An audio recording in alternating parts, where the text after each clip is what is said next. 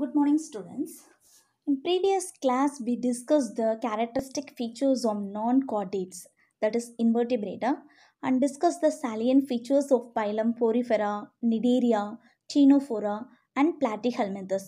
So, in this video, we are going to discuss the characteristic features of the three phylum: Aschelminthes, phylum Annelida, and phylum Arthropoda. First, we are going to focus the phylum Aschelminthes. The name Aschelminthes, Ascus means cavity, Helminthes means worms. So the cavity, this is the first group of animals. The cavity is Arasis, that is a pseudocoelomate. The previously this group is called as a nematode. Now it is called as the Aschelminthes phylum. The body of these worms are circular. So when we are doing the cross section, the body of these animals is circular. So it is commonly called as a roundworms. The animals are free living or parasitic. So if it is parasitic means they are parasitic on the both aquatic plants and animals as well as the terrestrial plants and animals. The body is bilaterally symmetrical. So you know about the bilateral symmetrical. They have a two equal offs. And triploblastic. Triploblastic in the sense they have ectoderm, endoderm and mesoderm. And already I told this is the first group of animal they having the pseudocoelom. And they have a organ system. So the digestive system, excretory system, like they have a organ system level of organization. The body is unsegmented. There is no segment formation. The body is covered by the transparent tough protective membrane, that collagenous layer, that is called as a cuticle. Body is a cuticle. The alimentary canal, that is a digestive system, is complete with a well-developed muscular pharynx and anus. The excretory system is consist of the renal glands. The renal gland is just like our excretory system, like a kidney. So they have a two parallel duct and it will be connected by the single transverse duct. So it excretes the salt, the excess salt. The sexes are separate. They have exhibit the sexual dimorphism.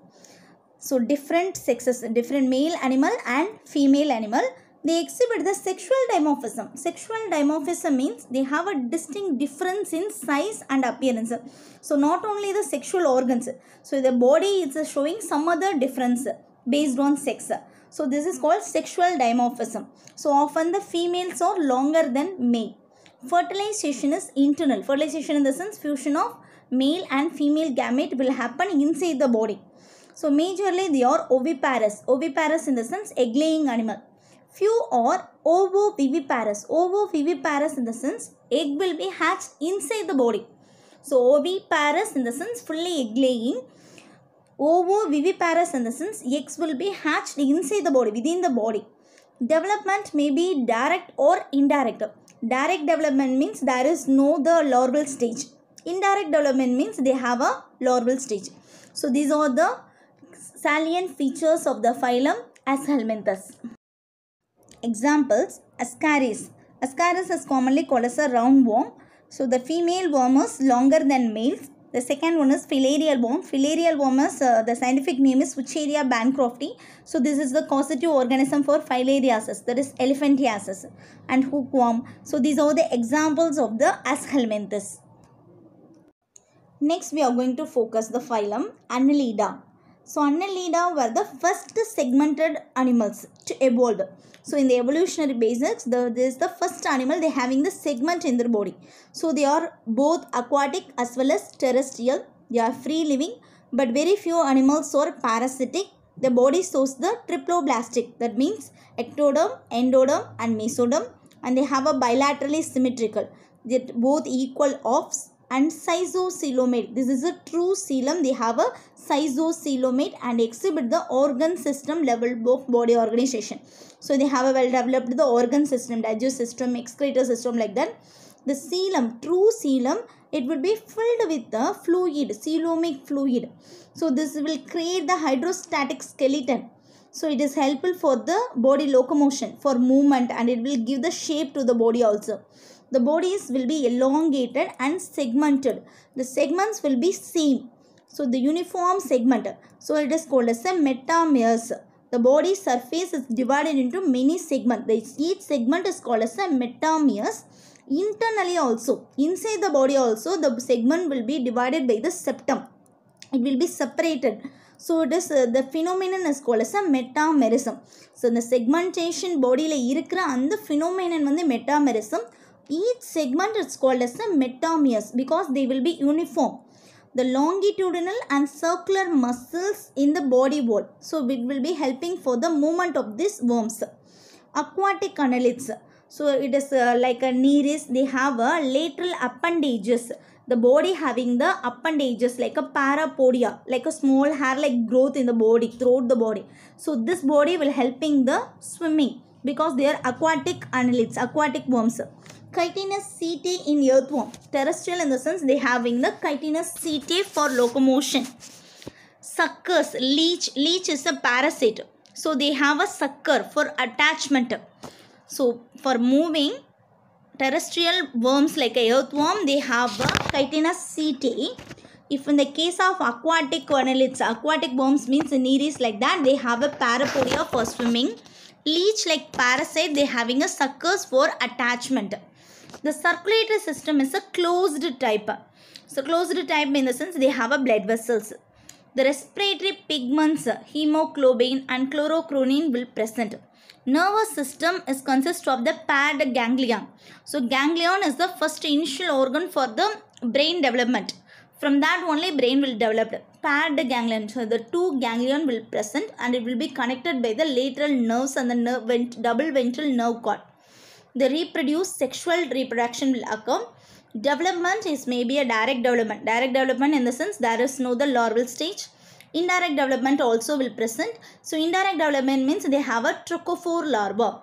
Some are monoecious. Monoecious means sexes are not separate, like earthworm. But some of the animals they have a sexual difference, that is sexes separate, male and female. That condition is called as a dioecious.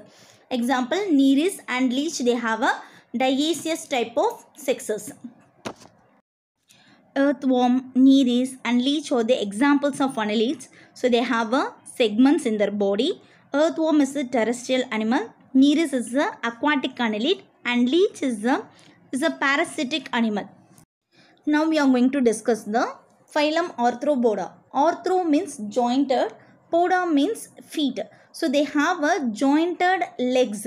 The appendages are jointed. So this is the largest phylum of the kingdom Animalia, which consists of the largest class Insecta. So the Insecta consists of the 2 to 10 millions of species.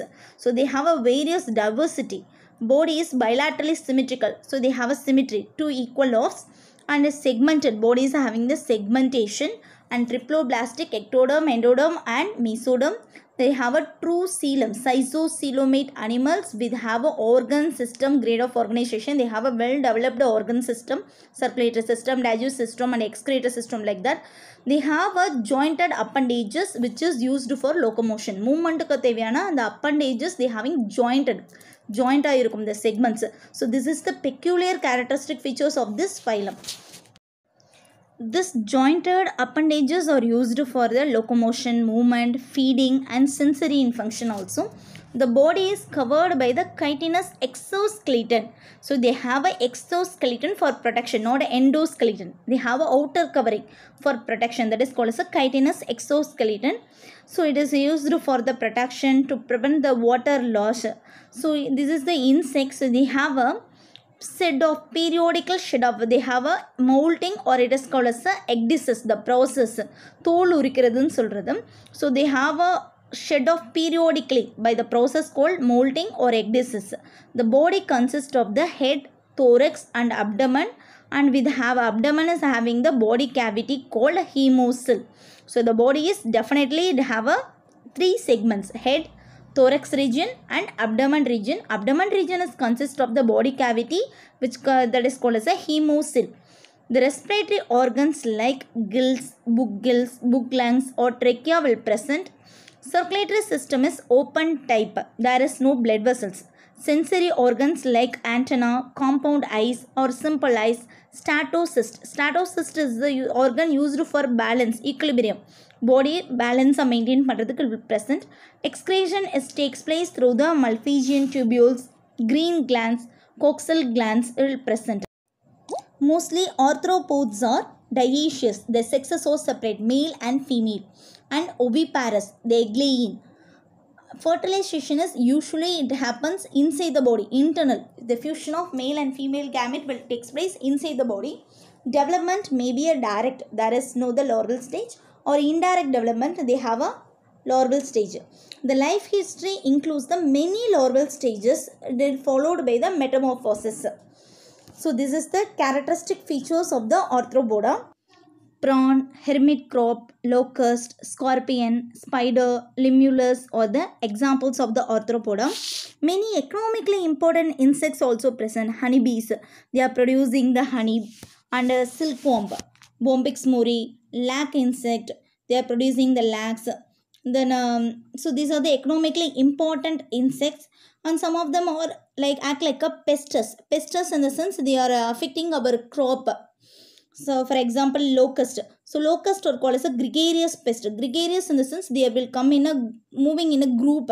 So, they can attack the crop field in a group. So, many pests also present in this group.